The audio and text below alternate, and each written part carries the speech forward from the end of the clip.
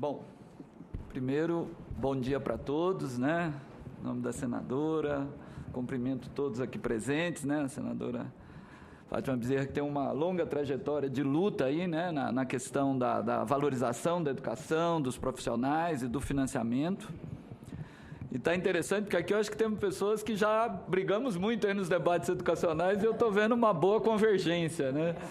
Então, até porque alguns dados meus batem, né? Os dados que bom que batem, né? Com a Marisa e o Wander, que é o nosso patrimônio aí dos fundos, né, Wander? Já tem a plaquinha de fundo aí. Eu vou começar por um outro caminho um pouquinho, que eu acho que é interessante, os dados que a Marisa trouxe, né? Teve também um editorial da Folha de São Paulo de ontem, né? Batendo um pouquinho na tecla, né, de que o dinheiro, o problema não é mais dinheiro, né, num certo sentido, desqualificando os 10% do PIB, né, que eu acho que foi um esforço do Congresso Nacional, né, quer dizer, eu mesmo já participei de audiência aqui, audiência na Câmara, quer dizer, os 10% do PIB não saíram, né, do nada, quer dizer, aquilo tem uma série de estudos. E a Folha, o editorial da Folha é pedagogia e demagogia. Eu mandei uma carta para a Folha dizendo pedagogia e hipocrisia, né? Porque, quer dizer, os mesmos editorialistas do jornal, né, que escrevem que o dinheiro não faz diferença, eles colocam filhos em escolas onde a mensalidade é 3 a 4 vezes, né, o que se gasta por um aluno na rede pública. Então, por isso que é hipocrisia, né? Quer dizer, e aí a Marisa trouxe um ponto que eu também não ia falar, mas acho que temos que falar, é como medir a qualidade também, né? Porque se do ponto de vista do senso comum, né, uma nota numa prova Brasil parece um indicador evidente da qualidade de uma escola, né? Por isso até já vim debater aqui a ideia da nota do IDEB na porta da escola. Quer dizer, todo o estudo sobre esse assunto mostra que 70% da nota de um aluno tem pouco a ver com a escola, né? Tem a ver com a escolaridade dos pais, com o nível socioeconômico. Então, quer dizer, a hora que eu crio mecanismos, né, que vinculam muito rapidamente o financiamento com a nota, né, o que eu estou fazendo? Na verdade, eu estou gerando uma política de exclusão. Que a melhor maneira de eu aumentar o meu IDEB é tirar as crianças pobres da escola. É fechar as escolas rurais, né? E a melhor forma de eu tirar os melhores professores das escolas que mais precisam deles são exatamente essas políticas, né? Por quê? Porque eu acho que educação, que a experiência mostra, é longo prazo, né? Por isso que eu acho que nós temos um pacto que foi aprovado por essa casa, pela Câmara, e foi homologado pela presidência, que é o Plano Nacional de Educação. Acho que cada um de nós aqui pode ter críticas em relação ao plano, mas aquilo foi o consenso possível, eu acho que é em torno dele que temos que cobrar do novo ministro, da presidenta. Ali nós temos um norte, né? E a sensação que eu tenho, e a mídia, infelizmente, acho que ela está cumprindo esse papel, porque foi, curiosamente, Globo e Folha de São Paulo, já começa a desqualificar o debate do financiamento, né? Dizendo que dinheiro não faz diferença, né? A Coreia, que é o xodó, né, do ponto de vista do PISA, o gasto por aluno da Coreia é 3 vezes o que o Brasil gasta. Então, quer dizer, né, uma coisa é dizer um país que está gastando $9.000, passar para 12 não faz diferença. Mas um país que gasta 1.000, 1.200 por ano faz toda a diferença, né? Quer dizer, fiz umas continhas rápidas aqui, quer dizer, hoje a gente deve ter no Brasil R$300 por mês por aluno, né? Então, o que é uma escola de R$300 por mês? E não chega na escola, né? O próprio Rio Grande do Sul, a gente estava comentando um exemplo disso. Metade da folha, mais da metade da folha de pagamento da Secretaria do Rio Grande do Sul é aposentado. Então, quer dizer, não, o dinheiro, então deve estar chegando 200. Aí eu pergunto o seguinte, quem coloca o filho tendo dinheiro numa escola de 200 por mês? Né? Então é isso, e aí a nova classe média está gerando esse movimento mesmo, né? E muitas vezes sendo iludida, levando o gato por lebre, né? Fazendo às vezes um sacrifício muito grande, sem necessariamente ter a qualidade. Então acho que esse é um momento único e valorizo realmente essa preocupação da senadora e dos senadores de antecipar a discussão, né? Nós não podemos deixar o Fundeb apagar das luzes, né, de 2019, 2020. Bom, então vamos lá, né? Vamos tocando. Bom, aqui já foi mostrado, eu só peguei uma série histórica mais ampla do que foi a questão da municipalização, né? Então, eu peguei de 35, né, as 3 redes. Então, onde exatamente, observem que praticamente de 54 a 95, a rede municipal ficou em torno dos 30%. Né? Aí, com a implantação dos fundos, principalmente o Fundef, aí é só o ensino fundamental, né? Então é mais carregado, houve claramente essa inversão que já foi falada. Quer dizer, então, esse é um fato já estabelecido no Brasil. Né? Só que ele tem uma fragilidade estrutural que, né, nós vamos ver à frente, mas já foi saliente. E um ponto que eu acho importante na discussão é que há muitas vezes a ideia de que municipalizar é democratizar. E, infelizmente, quer dizer, a experiência brasileira mostra que o local não é necessariamente o mais democrático. Né? Porque o local também nós ainda temos o resquício do coronelismo, né? Quer dizer, onde está a maioria dos secretários de educação que não são nem eleitos nem concursados, mas são indicados nos municípios. Né? Então, quer dizer, não é enfraquecer os municípios, eu defendo os municípios. Né? Mas nós temos que ter clareza de que não é porque a educação está no município que o controle social está melhor ou que é mais democrático. Acho que é importante ter clareza disso. Né? Bom, aqui é uma outra maneira de observar agora por estado. Aí já é educação básica. Então, nós estamos pegando da educação infantil até o ensino médio.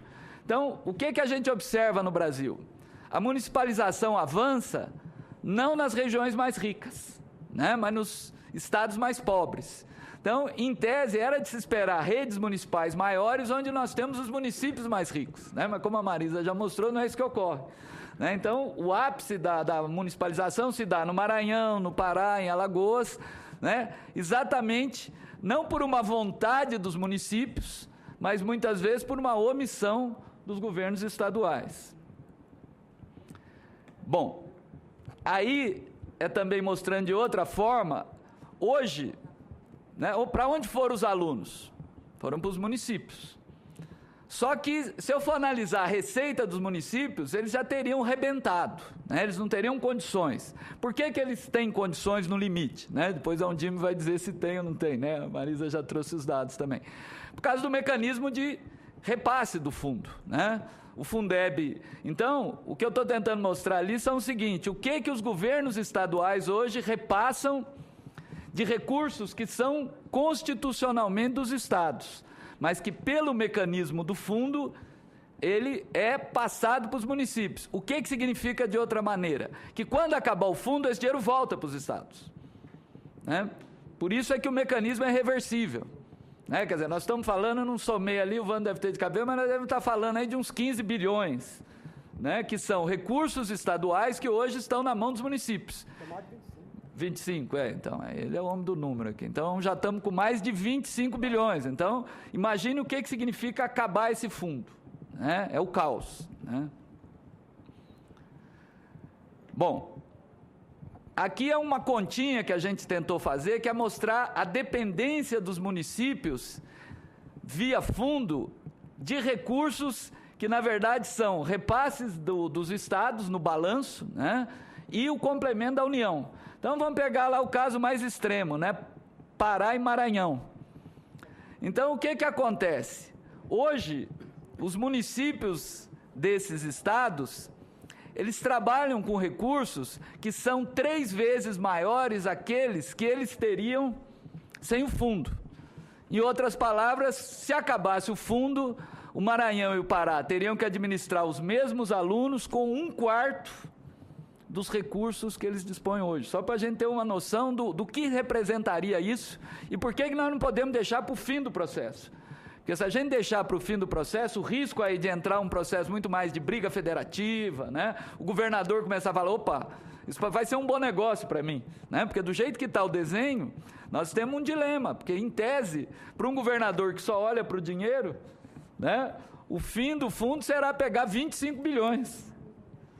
Né? Porque devolver aluno vai ser jogo duro. Então, é só para dar um pouco, mostrar a dimensão da tragédia. Então, quer dizer, a primeira conclusão é, há que se manter o atual sistema de compartilhamento, né? Precisamos ver qual. Uma das coisas que eu entendo é que nós temos que sair desse processo transitório, né? Não podemos trabalhar com essa ideia de que tem um prazo para acabar o fundo. Eu acho que nós precisamos criar um mecanismo permanente de financiamento. Bom, aí é a grande virtude do fundo, né? E aí não dá para comparar Fundeb, né? O Fundeb realmente foi muito tímido, né? Que é o que a gente compara aí? O que seria, por exemplo, o Maranhão sem o Fundeb? Então, o que a gente vê? É o primeiro fator ali, né? Lá, o valor aluno do Maranhão, com a complementação, dobra. Então, só para ter uma ideia, quer dizer, é uma revolução, né? Mas é uma revolução que bate aonde? Bate nos 10 estados. Né? A quantia do Wander, depois eu até quero debater um pouquinho a quantia, chega em 16, ainda é pouco. Né? Eu estava vendo as quantias, né? o cenário mais favorável do Wander, né? Que eu acho que chega a uma complementação de 27 bilhões, quer dizer, para garantir o CAC, né? Que é o inicial, o complemento da União tinha que ser o dobro. Né? Só para a gente ver o chão que nós temos que andar. A gente estima mais ou menos 1% do PIB de complemento para viabilizar o CAC. Né? Qual é o limite? O limite é o seguinte, houve um avanço, né? Observem lá, sem a complementação, o maior e menor valor entre os estados era de 3 vezes. Com a complementação, a diferença entre o maior e o menor é 1,6. É um avanço. Mas eu tenho um estado que tem 60% a mais de recurso, né, por aluno do que o outro, ainda é um país desigual. Né? Então, nós temos que entender o seguinte, o 211 da Constituição não está sendo cumprido. Né? A União não está cumprindo o seu papel de redução das disparidades. Bom, essa aí está meio ruim de ler, mas o que a gente tenta mostrar aí? Um outro dilema que precisa ser equacionado na discussão. A Marisa já trouxe a questão de como o valor creche do Fundeb, né, ele não representa o custo real. Né? Até para lembrar que a creche só entrou no Fundeb graças à mobilização da sociedade civil. Né? O movimento Fraldas Pintadas, né, que ocupou o parlamento, né, e garantiu. Só que creche pagou um preço caro. Né? Na época era só um fator 0,8. Quer dizer, eu estou dizendo que uma criança de creche custa menos que manter o aluno no ensino fundamental. Mesmo sabendo que a maioria das creches funciona em tempo integral, né? Esse é um lado bom do dado do Brasil, e que tem muito menos aluno por criança, por adulto, que é o grande elemento de custo. O argumento que sempre se usou, não, mas no fundo não entra a receita própria. Né? Esse era o argumento. Os municípios ainda têm a sua receita própria. O que a gente tenta mostrar ali é que a receita... Qual é o peso dessa receita própria? E o que o dado mostra? A receita própria, gente, ela só pesa nas capitais. Então, as tabelas da direita, né, ela mostram a relação capital-interior. Então, observe o seguinte, Rio Grande do Sul, né, São Paulo, a receita própria propicia um valor que é quase o dobro. Né? Vamos ver Goiás, né? Cadê? O Goiás ficou no meio ali, porque ali eu fiz o corte, né? O Goiás está exatamente, deve estar 1,5, né? Então, ou seja, que já não é uma folga muito grande, né? Quer dizer, então, você fica, não, está lá, é 1,6, né? Então, ou seja, o que a gente quer mostrar com isso é que a maioria absoluta dos municípios brasileiros, eles dependem do Fundeb e do que falta para chegar nos 25%. Né? Então, quer dizer, se eu não mexer nessa ponderação, eu não avanço. Né? E o valor do piso, é o que nós estávamos discutindo, ele inviabiliza o valor mínimo do fundo, de fato ele inviabiliza o piso. Quer dizer, para que aquele valor mínimo garantisse o piso, que é um piso baixo, eu precisaria renegociar questões como a aposentadoria, que é algo que impacta em todos os sistemas de ensino, né? A questão dos módulos escolares. Então, por isso que eu tenho que mexer no piso, senão eu não tenho como pagar o piso. Desculpe, eu tenho que mexer no valor mínimo do fundo, senão não tem como garantir o piso. E explica também a baixa adesão ao Pró-Infância, né? O governo federal criou o Pró-Infância, né? a meta lá de quantas mil? 6 mil, né? 6 mil. Colocou um dinheirinho para o município garantir o primeiro ano, mas não adianta. Né? Não adianta eu ter o prédio da creche, não adianta eu ter um dinheiro para tocar o primeiro ano, porque no segundo ano eu sei que a conta não fecha. Porque o caro não é construir a creche, não é construir a escola, é manter essa criança na escola. Né? Bom, aí é o dado, digamos, positivo, né? O dado do Wander já está mais atual, mas quer dizer, houve um crescimento no valor aluno, né? Obviamente o crescimento foi maior, né? Ele deslocou no Maranhão, que é onde entrou, né, o efeito do complemento, então o valor aluno cresceu, quase dobrou, né, exatamente o efeito do complemento. O primeiro é o Espírito Santo, que foi o menor crescimento. Agora, o que preocupa, e tem tudo a ver, eu acho, com a discussão de hoje, uma parte desse crescimento se deve aos dados que já foram mostrados pelo Wander e pela Marisa, que é a redução da matrícula. Então, não é um crescimento porque os recursos do fundo estão crescendo. O valor aluno está crescendo, e isso estrangula no reajuste, né? Mas uma parte disso se deve a que a matrícula está caindo. Ora, até dá para entender que o ensino fundamental caia um pouco, né? Pela questão de fluxo, de faixa etária, né? Embora tenha incorporação de 6 anos. Agora, nós estamos aí na vigência do 4 a 17 obrigatório em 2016. Quer dizer, a matrícula do ensino médio tinha que estar crescendo, a matrícula da pré-escola tinha que estar crescendo, creche tinha que estar crescendo, né? Porque creche a gente sabe que a demanda está lá na porta do secretário municipal, né? O Alessio está aqui, o povo está batendo na porta, né? Quer dizer, então, ou seja, a minha leitura dos fundos, e os dados da Marisa reforçam isso, é que num primeiro movimento há aquela ideia, não, eu preciso do dinheiro, eu vou correr atrás do aluno. Só que se todo mundo fizer esse movimento, o que acontece? O bolo é o mesmo. Então, se eu tenho mais gente, né, se eu aumento, todo mundo corre atrás do aluno para ampliar a sua matrícula, simplesmente, como o bolo é o mesmo, eu estou diminuindo o pedacinho de cada um. Então, a soma é zero. Quer dizer, eu acho que os fundos hoje, eles bateram no limite. Por isso, a gente propõe que precisa introduzir um elemento de fora, que é o custo aluno-qualidade. Porque o custo aluno-qualidade, junto com a política redistributiva dos fundos, aí você sai desse estrangulamento. Né? Por quê? Porque aí você vai ter um elemento externo. Porque enquanto eu ficar na lógica interna do fundo, prefeito não vai querer abrir mais creche, secretário estadual não vai querer pegar mais aluno de ensino médio. Além dos problemas que a Marisa já trouxe do ensino médio. Quer dizer, é uma escola que diz muito pouco para os seus alunos, para os jovens que a estudam. Né? Bom, então, a conclusão 2. Né? O Fundeb teve um papel importante na redução das desigualdades dentro dos estados, mas ainda há o desafio capital interior. Quer dizer, eu acho que isso é algo que tem que ser pensado, né? E entre os estados, graças ao complemento da União. Essa foi a grande revolução, né, em relação ao Fundef, primeiro em trabalhar com a educação básica. Eu acho que não é só a questão do ensino médio, né, Marisa? É reintroduzir o conceito da educação básica. E o segundo foi o aumento do complemento, só que nós só estamos em 10, né, gente? Só para ter um parâmetro, o custo aluno qualidade inicial, a ideia é transformar o menor valor em São Paulo do Fundeb. Então aí a gente cumpre a Constituição numa parte.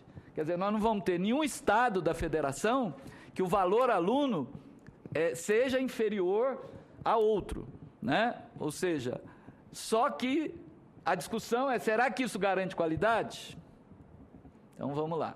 Aí a gente compara, o dado é meio antigo, mas se atualizar, o que nós fizemos ali? Nós comparamos o mínimo Fundeb em 2011, ali está por mês, tá, gente?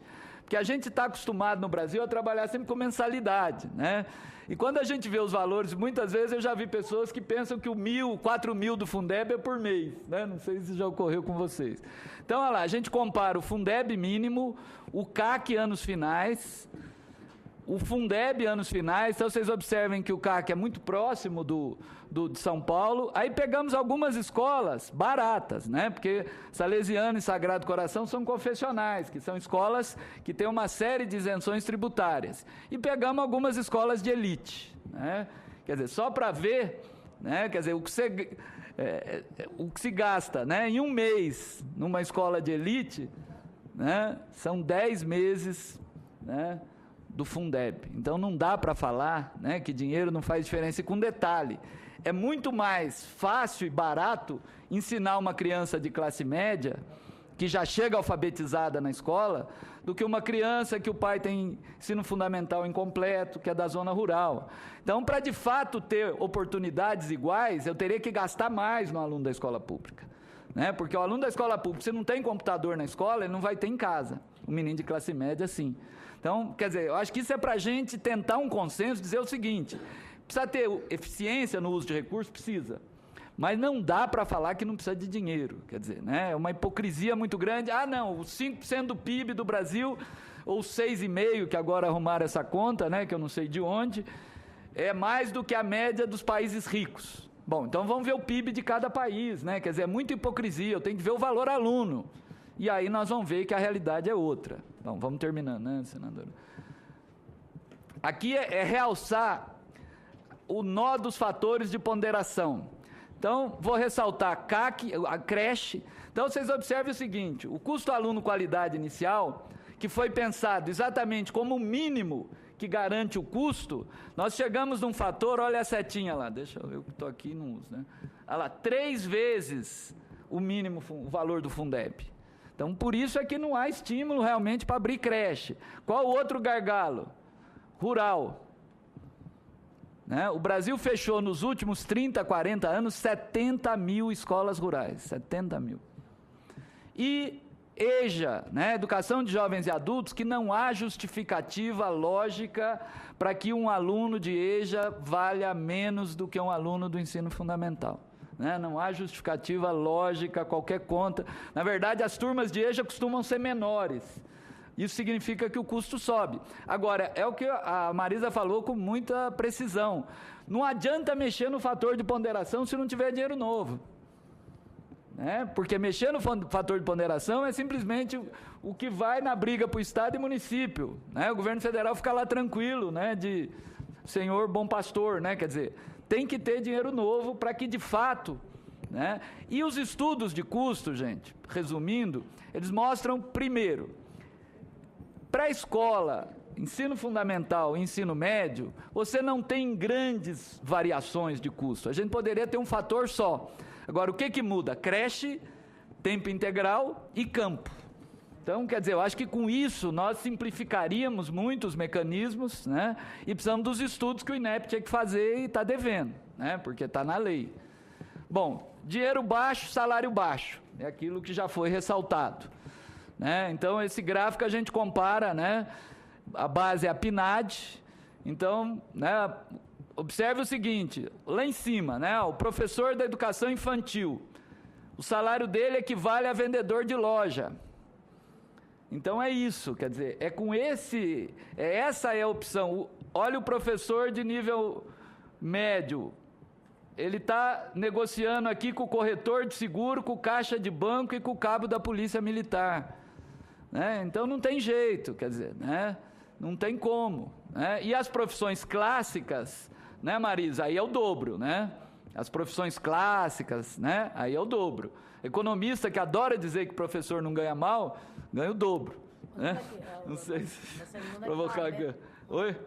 A média aí É que aqui a gente fez por professores onde atua em nível de formação, né? Mas o superior está isso mesmo, a média é 1.600 Isso, aqui é o professor do ensino médio, que aí tem que ser formado. Em torno de 2.000, a gente trabalhou ali é 2009, né? Perfeito. A base foi a PNAD e nós trabalhamos com jornada acima de 30 horas para tirar aquele professor, né?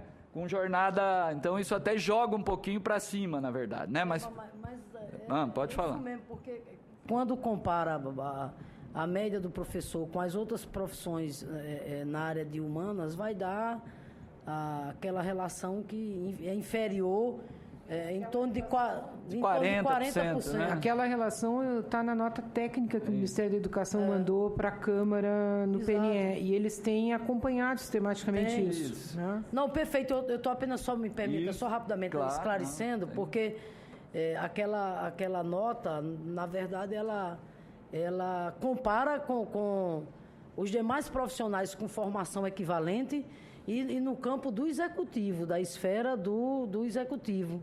Né? Não, eu acho que é senadora, mas é a média, né? Porque aí essa observação que o professor Marcelino fez está corretíssima. Se pegar advogado e médico, está lá em cima. Não, perfeito. Agora, pega jornalista e assistente social, já não é tão grande a diferença.